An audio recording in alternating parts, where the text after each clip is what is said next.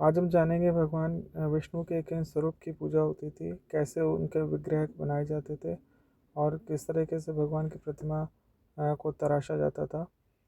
Generally भगवान के दशावतार के बारे में शास्त्र में उल्लेख मिलता है और जो भी भगवान विष्णु की प्रतिमाएं होती थी वो ज़्यादातर इन्हीं दशावतारों को चित्रित करते हुए बनाई जाती थी।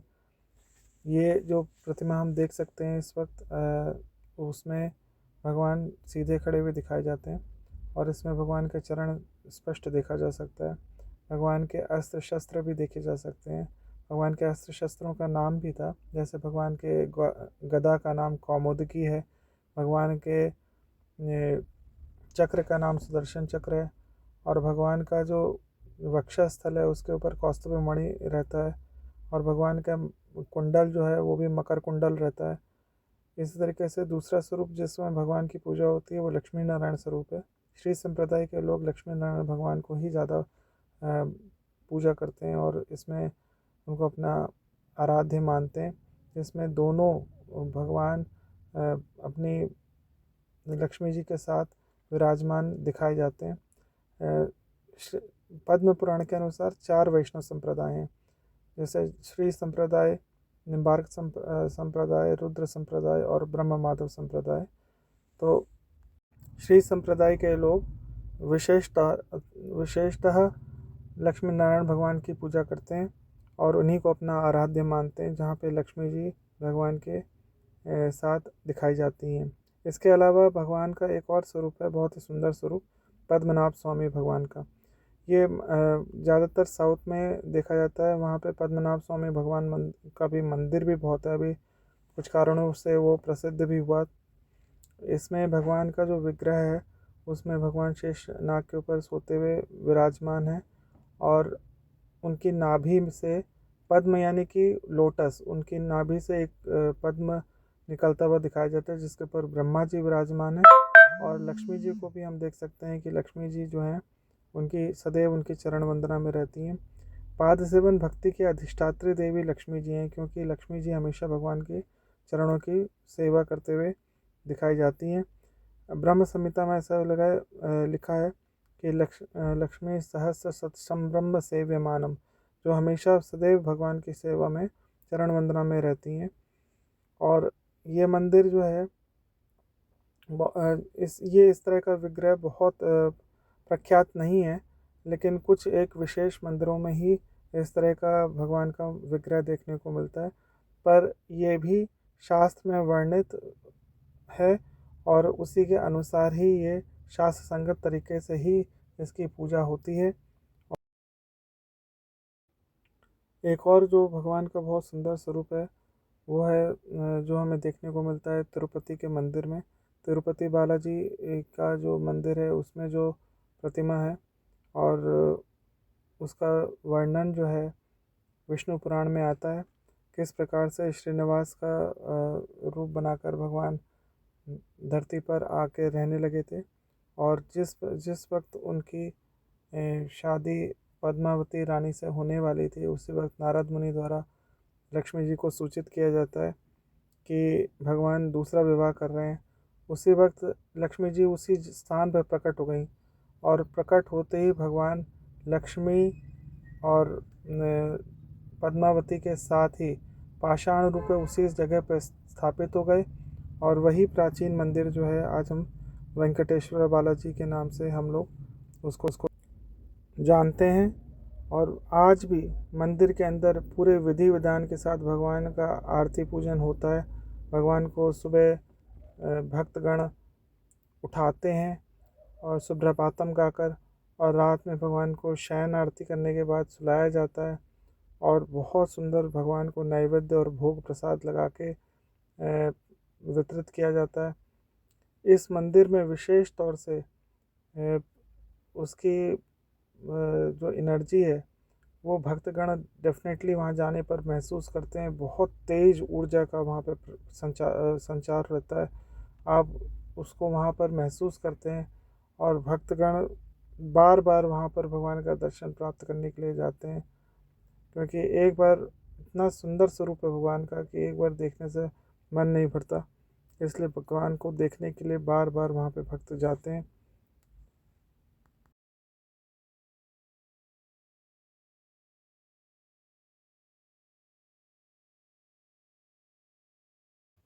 इस विग्रह में हम देख सकते हैं कि कैसे भगवान के कच्छप अवतार को दिखाया गया है। एक कथा के अनुसार जब समुद्र मंथन हुआ तो मंदराचल पर्वत जिसको मथानी बनाया गया था, वो उसको टिकाने के लिए ठोस ज़मीन नहीं मिल रही थी। इसलिए भगवान ने अपना कूर्म अवतार यानी कच्छप अवतार लिया, और कच्छप अवतार की पीठ कठोर होने के कारण मंदराचल पर्वत को उसके ऊपर एक स्टेबिलिटी प्रदान करने के लिए भगवान ने कच्छप अवतार लिया। और जब मंदराचल पर्वत को मथानी की तरह घुमाया जाता था तो भगवान के को ऐसा प्रतीत होता था भगवान उनकी पीठ पे कोई सहला रहा। ये एक बहुत ही दुर्लभ चित्र है और बहुत सुंदरता से आप इसको देखना चाहिए कि किस तरीके से भगवान के 10 अवतारों का चित्रण मंदिर में किया जाता था। आजकल के मंदिर में प्रायः हमें कश्यप अवतार और भगवान के और देवी प्रसिद्ध अवतारों का दर्शन नहीं मिलता है, क्योंकि लोगों को उतनी जानकारी नहीं है। पर यहाँ पे हम देख सकते हैं ये प्राचीन मंदिरों में किस तरीके से कश्यप अवतार की मूर्ति को मंदिर के वॉल्स के ऊपर उकेरा जाता था और उसकी पूजा भी होती थी। ये कश्यप अवतार भगवान का बहुत ही सुंदर और बहुत आवश्यक, क्योंकि इसके एक कश्यप अवतार अगर नहीं होता तो भगवान तो किसी भी तरीके से समुद्र मंथन नहीं हो सकता था। इसलिए भगवान ने यह अवतार धारण किया था।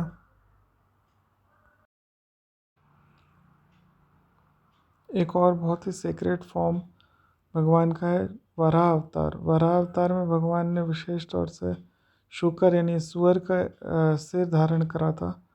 और हिरण्याकश्यप का भाई हिरण्याक्ष एक बहुत ही भयानक दैत्य था, जिसने धरती को उठाकर रसातल में लेके आया था।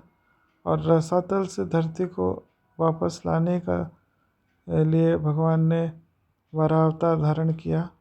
ऐसा बताया जाता है कि ब्रह्मा जी की नाक से बहुत ही छोटे फॉर्म में वराह के रूप में भगवान प्रकट हुए और उन्होंने बहुत ही सुगमता से हिरण्याक्ष को मारा और धरती को वापस अपनी जगह पर पुनः स्थापित किया। यहाँ पर जो भगवान का स्वरूप दिखाया गया है ये मत्स्य अवतार है। और मत्स्य अवतार के बारे में भगवान का जो उल्लेख है वो मत्स्य पुराण में मिलता है। जो भी वैष्णव पुराण है उसमें से मत्स्य पुराण एक इम्पोर्टेंट पुराण है।